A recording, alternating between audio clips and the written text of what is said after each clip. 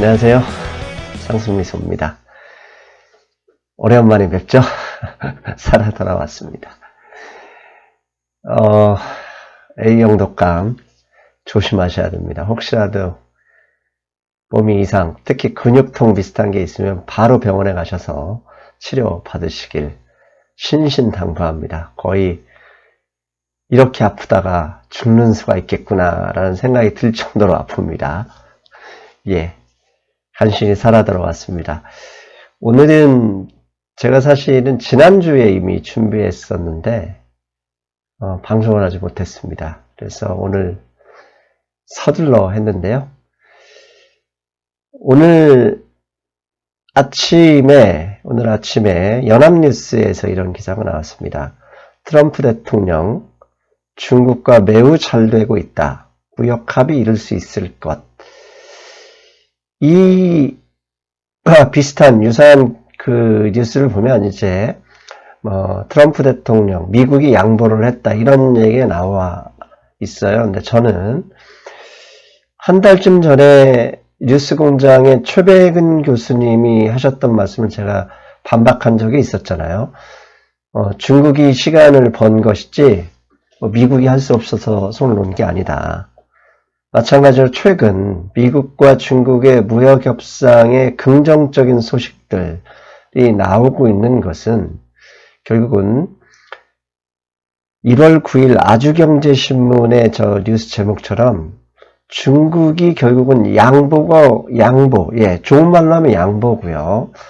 나쁜 말로 하면 저는 꼬리를 내릴 수밖에 없는 경제적 상황 때문이라고 파악하고 있습니다. 그래서 오늘은 미중 무역 협상을 잘 되게 하고 있는 이유, 그 이유는 중국이 꼬리를 내리는 것이고, 그렇게 중국이 꼬리를 내리게 한 중국의 경제 상황 8가지 이유를 찾아봤습니다.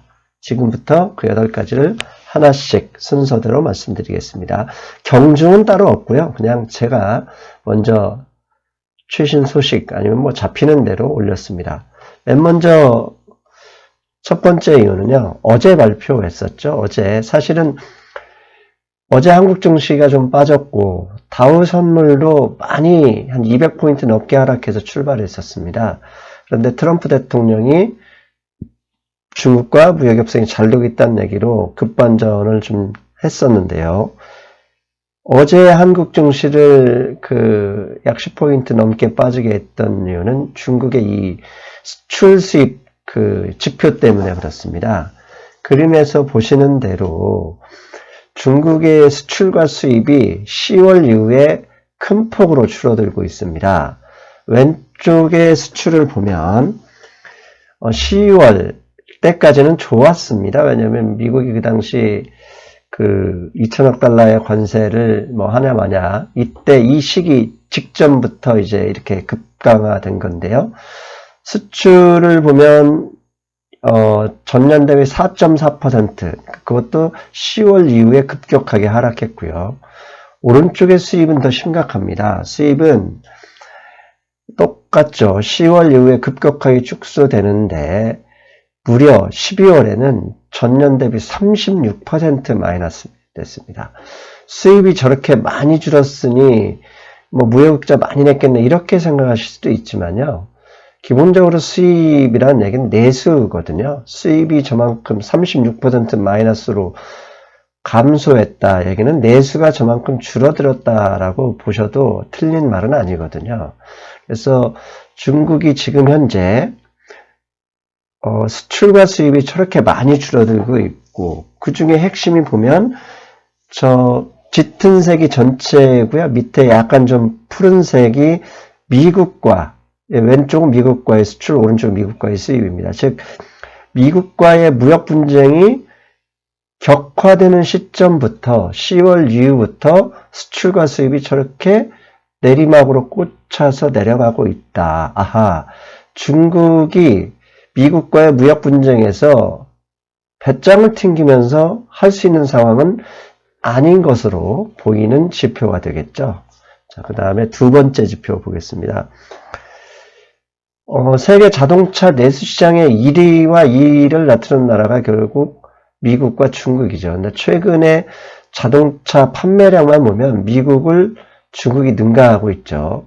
근데 중국의 이 자동차 판매량이 지난 5월 이후에 급속도로 감소하고 있고, 특히 앞에 수입에서도 수출과 수입 데이터에서도 언급했던 10월 이후에 중국의 경제가 급격하게 축소되고 있다. 이렇게 말씀드렸잖아요. 이 자동차 판매량도 마찬가지입니다. 10월 이후에 상당히 가파른 기울기로 자동차 판매량이 줄어들고 있죠. 특히 6월 이후에 하반기에 줄어드는 양만 보면 거의 경제 위기라고 할 수준만큼 줄어들고 있습니다. 근데 중요한 건 자동차 판매량이 그렇게 중요하냐 이렇게 생각하실 수도 있는데요. 자동차 판매량이 줄었다는 얘기는 당연히 생산량도 줄었다는 것을 의미하죠. 그렇다면 저렇게 판매량이 줄었다는 얘기는 일자리가 사라지고 있다. 이렇게 보셔도 무방합니다. 일자리가 사라지면 경제가 그만큼 급격하게 축소되는 거죠. 최근에 한국 경제도 가장 큰 화두가 일자리지 않습니까? 즉 미국과 중국은 경제, 즉 무역 분쟁을 겪고 있으면서 미국은 최근에 일자리 지표들 워낙 탄탄하게 나오잖아요. 그런데 중국은 저렇게 자동차 생산량 봐도 앞부분에 수입량 무려 36%가 줄어드는 걸 봤을 때 중국 경제가 지금 미국과 협상을 배짱을 튀기면서 고개 쳐들고 함부로 얘기할 상황이 아니라는 것을 우리는 충분히 예상할 수 있습니다. 세 번째, 중국의 주택 판매량입니다. Property Sales인데요. 앞에 2016년 고점 이후에 2018년, 그 다음에 올해도 상당히 많이 줄어들 걸로 예상하고 있었는데요. 이렇게 최근 2017년, 18년, 2년 연속으로 주택 판매량이 많이 줄었던 것은 결국은 중국의 유동성 규제에 있었습니다. 그림자 금융이 너무 확대되는 걸 중국 정부가 걱정을 했고, 그럼으로써 망할 기업은 그냥 망하게 둔다는 중국 정부의 정책에서 비롯됐었는데, 최근에는 미국과 무역 분쟁에 의해서 경기가 축소되고, 이로 인해서 다시 한번 영향을 받았겠죠. 이에 놀라서 중국 정부가 올해만 벌써 1월 달에만 지준율을 3번 인하하면서 이 유동성을 공급하기 위해 시작했죠. 그래서 결국은 이렇게 주택 판매량, 중국 경제의 한 축을 끌고 갔던 게 주택 판매량, 고정자산 투자거든요. 이 고정자산 투자도 그냥 손 놓고 있을 만한 상황은 아니다. 이렇게 보여드리고 있는 거죠.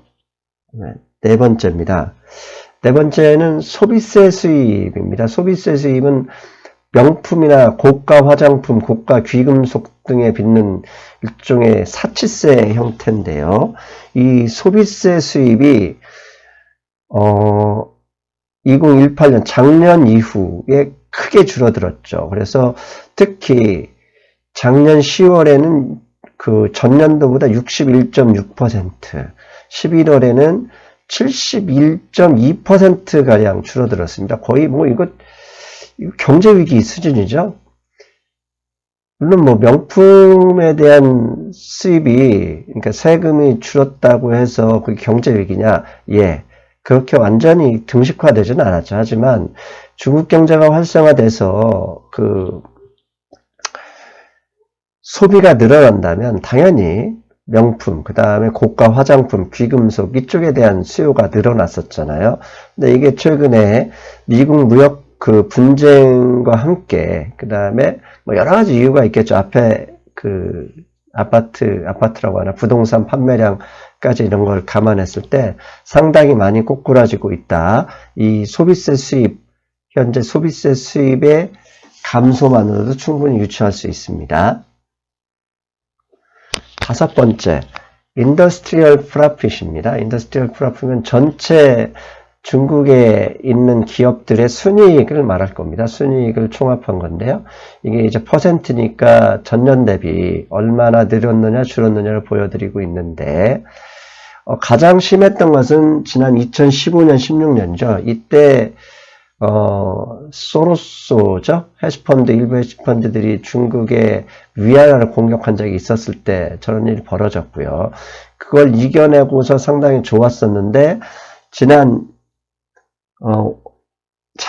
5월 이후에 그 전체 인더스트리얼 프로핏이 저렇게 급격하게 하락하고 있습니다. 이 얘기는 당연히 미국 수출품에 대한 관세가 올랐고요. 그다음 미국 수출만 줄어든 게 아니라 전체 글로벌 전체 가령 뭐 나프타 같은 경우는 중국을 왕따시키는 일종의 배제 조항까지 있었잖아요. 신나프타 조약에서. 그런 것까지 감안했을 때 중국 기업들이 수익률이 상당히 많이 줄어들고 있구나, 이렇게 볼 수 있죠. 저건 중국의 임금 인상 가능성도 있고요. 그 다음에 중국이 또 미국에서 수입 안 하는 것도 있고, 그 다음에 최근에는 이제 관세를 좀 빼준 것도 있고, 여러 가지 이유가 있었을 겁니다. 근데 중요한 건 무슨 이유 때문이냐가 아니라, 결국, 중국 경제가 저것만 봐도 상당히 힘들겠구나, 그렇게 보시는 게 맞습니다. 자, 그 다음에 6번째, PMI 지수죠. 지난 1월 4일인가요? 중국의 PMI 3일인가 2월 4일 그때 1월 초입니다. PMI 지수 때문에 주가가 한번 출렁했었고, 그 다음에 바로 애플이 2019년, 그러니까 작년 마지막 분기에 수익 가이던스를 하향하면서 다우지수가 600포인트 정도 하락했었죠. 물론 이제 그것 때문인지는 정확히 모르겠지만, 그 다음날 파웰 의장의 오토파일럿에 대한 발언이 사라지고 상당히 플렉서블한 이야기가 나오면서 현재까지 주식시장에 상당히 좋은 그 흐름을 보이고 있는데요. 이 PMI 지수는 구매 관리 지수입니다. 구매 관리 지수는 일종의 그 설문조사 형태인데요. 앞으로 2, 3개월 이후의 경제의 방향을 좀 보여줄 수 있는 그림이라고 보셔도 됩니다. 그래서 지금 지난번에도 한번 방송에서 말씀드렸죠. PMI 지수도 지수지만 New Export Order, 즉 신규 수출 주문이 저렇게 많이 떨어진 것을 볼 때는 향후 2, 3개월 동안에도 중국 경제가 만만치 않은 위험성을 내포하고 있을 것이다, 이런 의미를 준다 말씀드렸었죠. 그런 것처럼 이 PMI 지수에서도 이미 2018 4분기, 그 다음에 올해 1분기에도 중국 경제가 사람들 다시 한번 놀랄 만한 지표가 나올 가능성이 높다, 이렇게 말씀드릴 수 있을 정도의 수준을 보여드리고 있습니다. 7번째는 자본 유출입니다. 뭐니 해도 한 나라의 경제가 나빠진다 그러면 돈이 빠져나가는 거죠. 돈이 빠져나가면 외화 유출인 거잖아요. 외화 유출이 되면 한마디로 남아있는 돈은 빈털터리가 남아있기 때문에 외환보유고가 없는 상황에서 통화량을 줄일 수는 없고, 그렇게 되면 결국 물가 인상으로 이어진다. 이게 기축통화국이 아닌 이머징 국가들의 약점 아닌 약점이다. 이건 제가 항상 환율, 중국, 심지어 우리나라 얘기할 때마다 드렸던 말씀인 거 기억하시죠? 예. 지금 현재 보시면 이 가운데 있는 선이 0입니다. 물론 자본 유출은 지난 2015년, 16년 소로소가 위안화를 공격했을 때보다는 현재가 그렇게 나쁜 상황은 아닙니다. 잘 관리되고 있는 상황이라고는 볼 수는 있습니다. 그러나 여기서 우리가 생각해 봐야 될 문제가 있습니다. 저렇게 자본 유출이 심하게 될 때는 언제냐? 위안화 환율이 올라갈 때, 달러 대비 올라갈 때니까 위안화 환율 7.0 수준으로 올라가거나 넘어갈 때라고 보시면 됩니다. 그러니까 한마디로 외환보유고가 줄 가능성이 높거나 수출 금액이 줄어들 가능성이 높다 그러면 외환보유고가 줄어들 가능성이 있는 거잖아요. 그런 가능성이 있으면 위안화 환율이 올라가죠. 올라가면 올라갈수록 환율에 대한 손실을 막기 위해서 자꾸 달러를 유출해서 다른 나라로 빠져나가는 거죠. 근데 최근에 그나마 조금 안정적으로 2018년 작년에 이 자본 유출이 그나마 안정적으로 관리되고 있는 상황을 보면 이게 뭐다? 위안화가 7.0 수준으로 관리되고 있는 거죠. 그런데 1월 이후 위안화, 여기 위안화 환율이 지금 6.76까지 내려왔어요. 왜 6.76까지 내려왔죠? 미국과 중국의 무역 협상이 잘 될 것 같다는 그 분위기 하나만으로 순식간에 7.0 근처에서 6.76까지 내려왔단 말입니다. 이렇게 되면 어떻게 되죠? 안정적이기 때문에 자본 유출, 급격한 자본 유출을 막아낼 수가 있습니다. 자, 한편으로 거꾸로 잘 생각하시면 돼요. 자본 유출이 심각한 것을 막아내기 위해서라도 중국 정부는 중국 경제를 살리는 건 둘째 치고 미국과의 무역협상을 잘 마무리돼야 된다. 그 다음에 이 미국과의 무역협상을 잘 마무리하기 위해서는 당연히 양보를 해야 되는 거고, 양보를 할 때마다 위안화의 환율이 안정이 될 것이다. 그렇게 되면 중국의 자본 유출은 조금씩 누그러뜨릴 수 있어. 속도가 줄어들거나 자본 유입이 될 가능성도 있겠죠. 그렇게 되면 당연히 위안부가 좀 더 늘어나고, 그럼 중국 경제가 다시 안정을 찾을 수 있겠죠.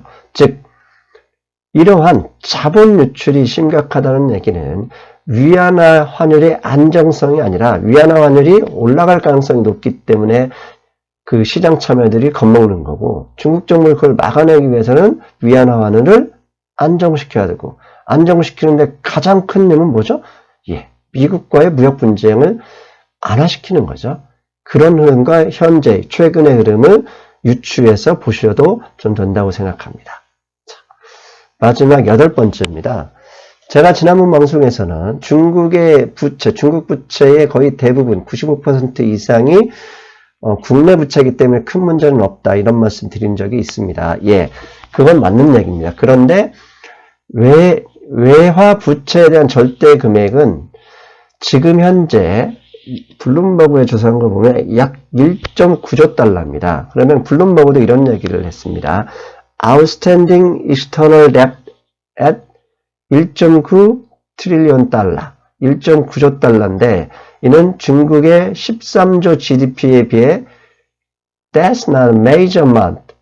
그러니까 전혀 중요한 변수가 아니다. 왜? 전체 부채는 더 많을지 몰라도 저 정도는 충분히 감당이 가능하다. 그런데 잘 보셔야 될 게 지난 2016년 이후에 외화부채가 늘어나고 있고요. 그 다음에 이 1.9조 달러의 62%가 1년 안에 갚아야 될 단기 부채였다고 합니다. 지난 9월 기준으로는요. 그래서 보면 이 중에 62%는 1.2조 달러는 올해 롤오버가 되긴 했지만, 만약에 저렇게 높은 1.2조 달러 안에, 그러니까 1.2조 달러는 1년 안에 갚아야 될 단기 외화 부채거든요. 저게 롤오버가 안 되면, 연장이 안 되면 갚아야 되잖아요. 갚으면 위안화로 갚을 수는 없죠. 달러로 갚아야 된단 말이죠. 그러면 오른쪽, 지금 중국의 위안 보유고가 과거 불과 2015년까지 4조 달러였던 게 올해는 거의 늘지 못하고 줄어들고 있고 3조 달러도 이 간당간당 하는 수준이거든요. 이런 수준에서 단기 외채가 100% 롤오버 안 되고 상환돼야 된다. 그러면 당연히 상환되는 만큼 외환 보유고가 줄어들 수밖에 없는 상황이 벌어지는 거죠. 그렇게 되면 바로 앞에서 말씀드렸잖아요. 당연히 위안화의 환율에 영향을 받을 거고, 그러면 캐피탈 아웃플로우, 자본 유출이 심해질 수 있는 거죠. 그러니까 자본 유출, 늘어나는 외채, 그 다음에 정체되는 외환 보유, 이게 다 연결되어 있습니다. 그러니까 지금까지 살펴드렸던 8가지 경제 지표를 볼 때 중국은 미국과의 무역 협상에서 작년처럼 그냥 고개 쳐들고 한번 붙어보자 이렇게 할 수 있는 상황이 아니라는 거예요. 왜? 갑자기 10월 1일부터 수출, 그 다음에 수입 너무 급격하게 심화되고요. 하락하고 자동차, 앞에서 살펴봤던 모든 지표들이 10월 이후에 급격하게 무너지고 있지 않습니까? 그러니까 중국도 아차 싶었을 가능성이 높고요. 가장 크게 영향을 받는 건, 중국이 가장 두려워하는 건 한국도 이미 겪어봤지만 외환위기입니다. 외환보 요구가 줄어들면 늘어났던 통화용만큼 물가가 오르거나 환율이 올라야 되는데 그럴수록 자본 유출이 심해지기 때문에 중국 정부도 이에 대해서 결국 고민 끝에 자존심은 자존심이지만 어쩔 수 없다. 미국에 양보하면서 결국 이 사태를 해결하자. 이렇게 진행하고 있는 가능성이 높다 볼 수 있겠습니다. 자, 이상으로 제가 본 8가지 이유입니다. 중국이 미국에 꼬리를 내리면서 무역협상 우리 잘해봅시다 라고 이렇게 저자세로 나올 수밖에 없는 8가지를 살펴봤고요. 그렇다면 현상은 이런데 중국의 펀드에 투자하고 있거나 우리 또 주식에 투자하고 있는 우리 시청자 여러분들은 또 어떻게 해야 될지 고민하는 거거든요. 현상과 투자 방법은 완전히 다를 수도 있고 같을 수도 있습니다. 이제부터는 앞에까지는 팩트였고 이제부터는 어떻게 해석해야 될지 제 나름대로 의미를 한번 부여해 보겠습니다. 첫째, 앞에서 말씀드린 대로 중국의 경제 상황은 우리가 생각했던 것보다 중국 자신들이 예상했던 것보다 상당히 좋지 않다. 아니, 나쁘다. 그럼으로써 미국에 많은 양보를 하는 한이 있더라도 빨리 분위기 전환을 해야 한다. 이렇게 결론을 내고 있는 것 같다. 말씀드릴 수 있을 것 같고요. 두 번째, 현재 거의 최악이지 않습니까? 10월, 11월. 모든 지표들이 꺾이고 있고 미국과의 분쟁도 전혀 해결 기미가 안 보이는 상황에서 중국 상하이 지수가 현재 지수라면 상당히 선방하고 있었던 것일 수도 있다. 그렇다면 앞으로 미국과 분쟁, 이 미국 무역 분쟁을 해결하고 그 다음에 당연히 지진율 인하 등을 통해서 내수를 위해서 몰아붙인다 그러면 앞으로 중국 기업의 수익성은 나아질 수는 있다. 그렇다면 혹시라도 지금쯤은 중국 증시가 어느 정도 반등한 시점일 가능성도 높다. 이렇게 볼 수 있겠다. 이게 제 생각입니다. 그 다음에 네 번째는요. 중국이 이렇게 힘든 이유는 결국 미국의 압박입니다. 근데 미국의 압박 때문에 힘든 것도 있지만 중국 내부 자체 경쟁력이 아직도 약한 거죠. 중국 제품을 사지 않고는 도저히 못 배긴다. 일본이나 독일 제품이 안 사고는 우리가 배길 수가 없잖아요. 그런 정도가 됐다면 미국이 뭘 했어도 아랑곳하지 않고 갈 수 있었는데 중국을 현재까지 이끌어오는 외환보 요구를 확충하게 한 핵심은 결국 저임금 노동이었거든요. 그러면 이 저임금 노동에 대한 경쟁, 그러니까 구조조정은 가속화될 거라고 보고 당연히 이를 구조조정 넘어가려면 중국 제조 2025 기반의 핵심 기술들을 통한 기술혁신 기반의 국가 경쟁력 확보에 속도를 낼 것이다. 저는 그렇게 보고 있습니다. 이는 한국 경제에 그렇게 썩 좋을 것 같지는 않죠. 왜냐하면 결국 중국의 4차 산업혁명 관련 이런 핵심 기술들은 한국하고 당연히 부딪힐 수밖에 없는 상황이거든요. 최근 미국이 중국을 때려주고 중국의 속도를 조절해주는 이 상황에서 좀 벗어나지 않았으면 좋겠는데 최근 상황만 보면 앞으로는 이게 조금 달라질 수도 있겠다 이런 생각을 해볼 수 있습니다.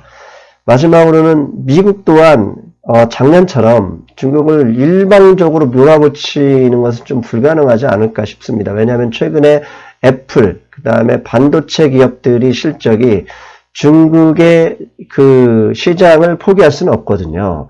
그 시장을 포기하면 이들 기업의 실적도 같이 무너지기 때문에 이제는 강경 일변도가 아니라 물밑에서 장기적인 전략으로 넘어갈 가능성이 높다. 그리고 이 중국과의 무역 분쟁이 주가 폭락을 일으키지 않게끔 하는 게 트럼프의 전략일 수도 있기 때문에 상당히 이제 장기적으로 갈 가능성이 있다. 물론 내년에요. 트럼프 재선을 앞두고 만약에 지지율이 예상보다 많이 나오지 않거나 하락을 하게 될 경우에는 또다시 중국 때리기를 들고 나올 가능성은 배제할 수는 없습니다. 왜냐하면 중국을 때리고 중국을 견제하는 게 미국 유권자들한테 거의 양당, 민주당까지도 지지하고 있는 상황이라고 하니까요. 이 부분은 상황에 따라서 새롭게 다시 나타날 가능성은 있습니다. 하지만 최근의 상황만 보면 미국 기업들의 실적에 영향을 주고 있는 상황까지 가는 것 같으니 트럼프도 어느 정도 좀 조심하면서 진행을 할 것이라 보고 있습니다. 자, 어떤 상황에서든요, 주가는 모든 상황, 지금 현재를 반영하고 주가가 이루어지는 게 아니죠. 6개월, 심지어 1년, 미래를 보고, 미래의 가능성 보고 움직이고 있다는 거. 그렇다면 중국의 이런 상황이고, 앞으로 중국이 미국과의 협상을 이렇게 양보를 통해서 해소하려고 하는 이유는 결국은 중국 경제의 부양이거든요. 그 부양에 있어서 그동안 거의 1년간 고생해온 투자자들한테 어느 정도 희망이 될 수도 있겠다. 이런 생각을 해봅니다. 여러분 오늘 고생하셨습니다. 생각만큼 이게 두뇌진이 팍팍 안 돼서 저는 생각하고 있던 게 말씀을 못 드린 게 많습니다. 그런데 차차 적응하면서 다시 돌아가야죠. 예, 여러분 응원하는 만큼 더 빠르게 힘차게 돌아갈 수 있을 것 같습니다. 오늘도 응원해 주시고요. 그 다음에 일주일 기다려 주신 분들 모두 다 감사드립니다. 저는 다음 시간에 뵙겠습니다. 여러분 안녕.